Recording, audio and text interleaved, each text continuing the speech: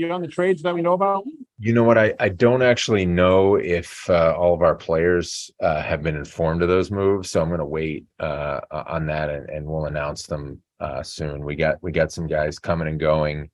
What I can tell you, Tommy and Reese are going to be active tonight. We're expecting to see Eric Hosmer in Kansas City on Thursday. Can you just go over the move, the trade today to get a guy like Hosmer? Yeah. Well, look, it's obviously been, I'm not saying anything that's not obvious. We have struggled to find stability at the first base position this year.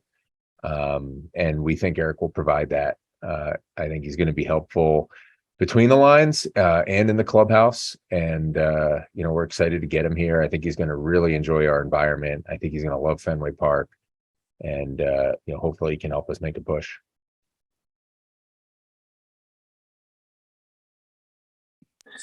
Hey, this morning, Hosmer's name's being floated in the Soto trade, and then next thing I know, you have. How quickly did this deal come together, and was it something that had been kind of floating around for a while, or was it fast? Yeah, this specific deal came together pretty quickly. Now, in various forms, really for a long time now, we had, we've engaged with with the Padres on various things since I've been here, and I know even before I got here. And when you do that, especially when you're doing it with a GM as creative as AJ, there's going to be a lot of different things that get discussed. And when that happens on our end, you got to make sure that you're doing the work and putting in the work to be ready and really understand all the players that could come into play. So we had spent not just this week, but really over time, a great deal of time looking at the Padres organization. But I always feel for players when these things play out in real time in the rumor mill. I don't think it's really fair to them, but it is the nature of our world today. And so I think the whole world got to see that play out. And the specific opportunity that led to us getting Eric really happened fairly quickly today. How do you see adding Hosmer impacting Casas and maybe his potential call up at some point this season or even next season? Yeah, I think really all it means is that now, as we have hoped all along, Tristan's timetable is going to be determined by Tristan. That especially in a place like Boston, but really anywhere, you never want to have to bring a prospect to the major leagues out of desperation or because of a need. You want it to be because the player is really ready. And Tristan is now getting back on track. It stunk that he had to miss so much time with that injury, but he is back on track. And this doesn't mean anything as far as how we feel about him or his future and what he can accomplish. We think he's going to be a huge part of our future. This just is one more thing that allows us to let him to do right by him and let him develop at his own pace. You said last night you expected it to be a very busy day. Obviously, just the one move. Did you think heading into today that you would do more than just that one? Yeah, if you had asked me last night, I would have thought that we would have made more moves than we did. Obviously, the way the day unfolded, the way we looked at the opportunities that were in front of us, at the end of the day, we didn't want to force anything. We have not had the first 4 months of the season that we were hoping to have. That's not news. We're in last place, but it is a unique year in the division. And I think when you have a chance at the playoffs, a real chance, even if it's not the chance you were hoping to have, or even the chance that we had a month ago, that's not something you take lightly. We wanted to do what we could to bolster that chance and still do the right things for the organization. And at the end of the day, we weren't going to force anything that didn't fit those goals. Could there be a case that you guys could have made the moves you made today, as well as keeping Christian and just kind of keeping the whole thing intact here down the stretch? Yeah, certainly. I mean, again, I think there's a lot of different things we were trying to accomplish. We wanted to give this group a chance at the postseason, and I do think, they have that chance. I think anybody who felt that this group was good enough to make a run at it a few days ago, in my opinion, should still feel that way. The group looks a little different, but I don't think it's any less talented. And depending on how you look at what we did, you could say it's more functional, especially with the stability that we hope now to have at first base. So at the same time, I think we always need to make sure that we are not walking past opportunities to add young talent, impactful talent that can be part of our core to the organization. There's different choices that you can be presented with in the course of a trade deadline or over the course of an off season. This was one, and as painful as it was, we felt we needed to take that opportunity. And what can you tell us about the two guys that the prospects that are coming over in the Hosmer deal? Yeah, both really interesting guys. 2021 drafts. Rozier came to. He was not a San Diego draft. He came to them in the Adam Frazier deal. Ferguson, they did draft. Both of these guys are plus runners, good athletes. Ferguson, an infielder, and Rozier, an outfielder. Both really interesting. Lower level prospects with good athleticism and really interesting broad base of skills. Was it your intention going into the deadline to make this team better for 2022, or did the market kind of dictate the direction that you headed based upon the asking prices for current talent? Well, we were trying to get greedy and do everything we could, do the right things for the organization, the big picture, and get better now. We'll see how this plays out, but I think you could very well say, stepping back and looking at it, and I say this with absolutely no disrespect to Christian, who is an incredible catcher, but also looking at who we brought in, that even though the group looks different, I do think we have at least as good a chance of getting the postseason as we did, and I hope a better one. That was our intent. Obviously, you can set out deadline week with a plan, and you still have to be able to take what the market gives you. And sometimes you can make the worst moves at the deadline by trying to force something that isn't there. You can say at the beginning of the week that we want to do X, Y, and Z. But if it shakes up differently, you have to still step back and look at the merits of the move. And just because you may have envisioned something at the beginning of the week, if it's not there at the end of the week, you need to take what it gives you. But at the same time, I do think we accomplished a lot of what we set out to do in terms of, I think we have a roster that I hope will be more functional than what we've seen over these first 4 months, especially as we get healthier. I think we made the organization stronger going forward as well. With the Hosmer deal, you've talked about the interest that you had in adding long-term. Was there thought about taking on more of the salary with Hosmer and maybe getting prospects back, something that you've discussed with the Padres, I think, numerous times in recent years? Yeah, probably not appropriate to get into too many details about any discussions that weren't the deal we ended up doing. I think it's safe to say, whether it's with this trade or with any number of potential trades that I think this group and certainly a lot of our fans can imagine, if you can think of it, we probably discussed it at some point. Whether with the Padres or with any other club. I am really proud of the work that our group put in. I think a bunch of our folks are headed out for some adult beverages right now, and they deserve it for all the work that they put in.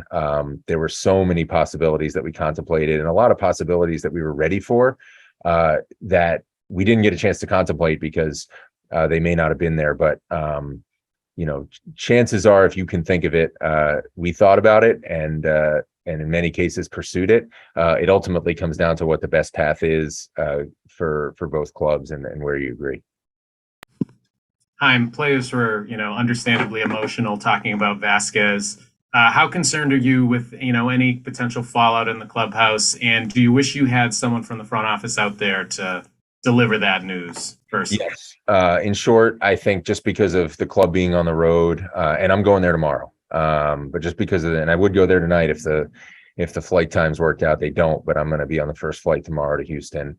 I feel like regardless of what we had done today or didn't do today and yesterday, that was something I planned to do because I think it's the right thing to do. I think, there was the choice, particularly for me, of basically being there with the group and then potentially not being able to operate as quickly with everybody back here in Boston at our home base, or being here and being able to react more quickly to potential opportunities, potential moves, but then not being there face to face with our players. I talked to Christian on FaceTime yesterday. That's not ideal. So there was no perfect choice here. This is how we decided to do it. Just basically thinking we wanted to make the right moves first, but that what I owe to everybody, regardless of what we did and regardless how people felt about it, good or bad, is to then show up and be there to talk about it. And so that's what I'm going to do. Could you say if you in your discussions with the Padres, did you talk about anything beyond this, or were you strictly focused on Hosmer? Yeah, like I said, I mean, I shouldn't get into anything that wasn't the deal that we did. But like I said, if you can imagine something that we might have talked about with the Padres, I'm willing to bet that we probably did at some point. And some of it is a credit to AJ, how hard he works, how many possibilities he covers. That's certainly true for him, that if there's a potential deal out there that he thinks can improve his organization, he's gonna go chase it down and talk about it. Not just this week, but going back weeks, months, years, we've had a lot of conversations with them, as we have with a lot of clubs, covering all sorts of possibilities. We were happy we were able to line up on this one today, even if when the morning started, it wasn't what we expected. There were a number of veteran guys and free agents to be who did get moved today. You had a number of those who you ended up holding on to. Would you say that maybe the market didn't develop for them, or that was because you were reluctant to give them up for anything other than top asking price to help them still contribute to this year's team? Yeah, it's a good question. Look, I do think that when you get into a deadline period, you never know exactly what it's going to bring. You have to be ready for all possibilities. And like I said, as in the case of Christian, if you get presented with a deal that you think is ultimately the right thing for the organization, even if it might be painful when you do it, I think in our chairs, you have to be willing to do those things. We talked a lot about what that might look like for some of the other guys who are approaching free agency. They know that. I tried to be upfront with them, but also make clear to them that we like them. We like them here, and if they did get moved, it wasn't because we didn't want them here. It was because we got something that we felt we had to do. And simply put, we do think we have a chance to make a run. I know what the standings are. I know what the odds are. But I also feel, especially in a place like Boston, where everybody who follows us cares so much, everybody's invested in the moment. They care about the long haul for the organization, but they also care about the moment. And when we have a shot like this, even if it's not the shot we hope to have in April, that we should set a high bar before we throw away that shot. I'm in talking about kind of shooting for the postseason there. How concerned are you just losing Vasquez and just his knowledge of the pitching staff and what that means for the pitchers, bringing in a new catcher that's going to have to learn everybody. And, Pilecki obviously didn't have the playing time that Christian did, and what that might mean for the staff in general, down the stretch run. Yeah, that is a concern. It's something we talked about a lot, whether contemplating moving, either of our catchers that we had, or bringing new guys in from the outside. It is a concern. I think we tend to underrate that in this business of how important that aspect of catching is. I don't think there's any way to measure it, but it's super important. So it's something we talked about a lot. The thing that I feel good about, well, first of all, the consistency that Plow will bring, and having been here for a number of years and really knowing our guys and being a huge part of the dynamic in our clubhouse, that's important. I think even on the days he's not playing, he's going to be able to help with that. And then we have, one of the best in Jason Varitek, who, as you all know, I don't know that there has been a more prepared major league player in my lifetime. Maybe some who are as prepared. I don't think anybody more prepared. And that's exactly what he brings to coaching. And he is going to be a huge help as we get Reese up to speed.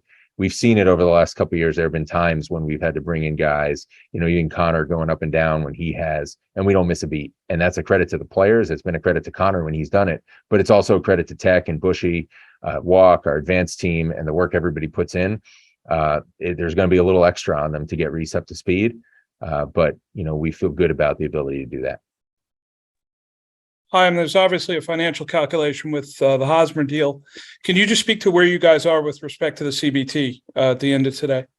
Yeah, normally, obviously, we don't get into too much detail about our payroll. But, I will say, what's out there that I think is out there is accurate, that we are trending to be over.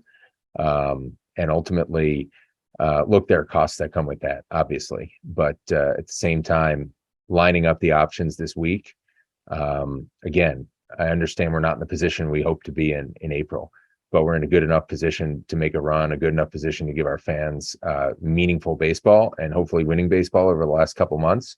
We also had opportunities to improve the talent in the organization. And ultimately, I'm grateful that we had the support of ownership to prioritize those things ahead of where we stood relative to the CBT line. How concerned are you that you weren't able to add anything bullpen wise? You did subtract one arm, but didn't make any additions. Yeah, we spent a lot of time today, yesterday, the past week, really the past number of months, looking at many different opportunities, names you might think of, names you wouldn't. Ultimately, it still had to be a deal that made sense. We pursued a lot of different options, and that's not to say that we don't have faith in and see upside in the guys who are here. I think even some of the guys who haven't yet shown that they can do it at the major league level, but that we think have the talent to do it, and some guys who are in AAA as well. We do think we have talent here to have more consistent results in the pen than we've had. And we're hopeful that we'll be able to do that. We always want to look to add. I don't think there's anybody that's in the hunt at this point in the year that isn't looking to add to their bullpen. You just want to make sure you're doing things that make sense. And so we pursued a lot of different avenues and ultimately lined up on the deals that we did. And we have a lot of faith in the guys who are here.